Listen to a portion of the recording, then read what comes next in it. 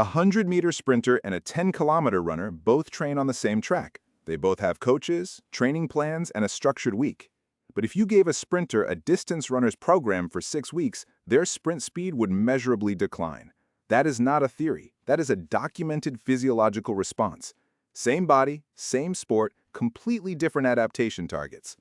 Here's why and what it means for how a sprinter should actually be training. Section: the fiber type reality. Human muscle is roughly categorized into type 1, slow twitch, and type 2, fast twitch fibers, with type 2 further split into 2A and 2X. Elite sprinters have a dramatically higher proportion of type 2X fibers than the general population. Some world-class 100-meter sprinters are 70 to 80% fast twitch by fiber composition. Type 2X fibers contract faster, generate more force, but fatigue quickly. They are the engine of sprint speed. Type 1 fibers are the opposite: fatigue-resistant, aerobically efficient, but slow. Here's the problem. Endurance training causes a phenotypic shift in fiber type. Long-duration aerobic work over time can convert type 2X fibers toward 2A and even type 1 characteristics. You literally slow down your muscle at the contractile level.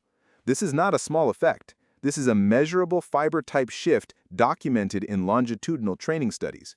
For a distance runner, this is a desirable adaptation. For a sprinter, it's a disaster. Section: why volume kills sprint speed.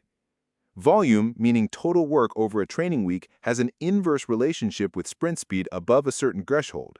Every mile you run at moderate intensity is a metabolic and neural cost that competes with your sprint adaptation. Sprinting is a maximum effort neuromuscular expression. It requires the central nervous system to be fresh, firing at high rates, and capable of recruiting type 2 fibers at maximum intensity.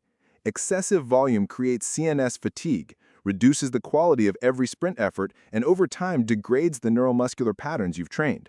A well-structured collegiate sprinter runs roughly 20 to 35 miles per week total, including warm-up, drills, and tempo. A well-structured distance runner runs 60 to 100 miles per week. Same sport, completely different volume demands. Section: what aerobic base actually looks like for sprinters. Sprinters do need an aerobic base, but the aerobic base for a sprinter is not running long and easy. It's tempo running. Tempo runs for sprinters 65 to 75% of maximum sprint velocity, aerobic heart rate, and typically done in structured sets, not continuous 20-minute runs. Broken reps.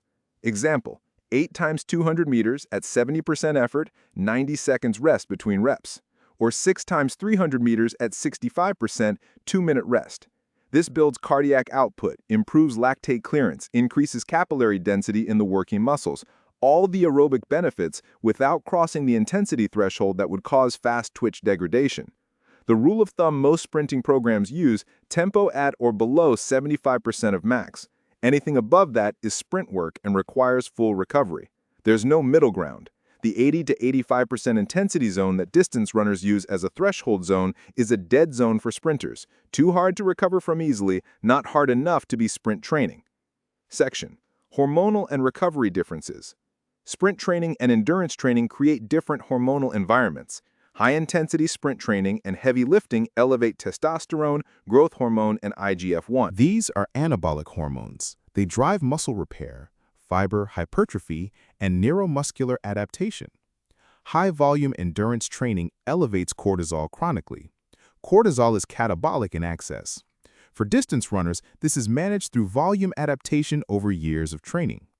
For a sprinter trying to maintain type 2 fiber capacity and explosive power, chronically elevated cortisol is destructive. This is why sprinters cannot simply do a distance runner's program and add sprint sessions. The hormonal and neuro demands directly compete. The distance work blunts the adaptation signal from the sprint work. Recovery windows differ too. A distance runner doing an easy 8-mile run might recover in 24 hours. A sprinter doing 6 times 60 meters at 99% intensity needs 36 to 48 hours before the next quality session. The intensity of the neurological demand is simply higher. Section: what a sprint-optimized week looks like. Here's a real structure for an in-season collegiate sprinter. Monday: speed work, acceleration or max velocity, low volume, high quality. Tuesday: Tempo, strength training. Wednesday, off or light mobility. Thursday, speed endurance or special endurance. Friday, tempo or technical work. Saturday, competition or time trial. Sunday, off. Notice, 2 quality speed days maximum. Everything else is either tempo at 65 to 75%, weight room, or recovery. The quality sessions are protected aggressively. Volume is controlled. Recovery is planned, not accidental. Distance runners would double or triple the volume on the easy days. Sprinters cannot do that without sacrificing their quality sessions. And their quality sessions are where the speed is built. Outro. Sprinting and distance running both require work, discipline, and training intelligence, but they are physiologically opposing in their adaptation targets. Build like a sprinter. Protect your fast twitch, keep tempo at 75% or below, manage volume deliberately, and recover aggressively.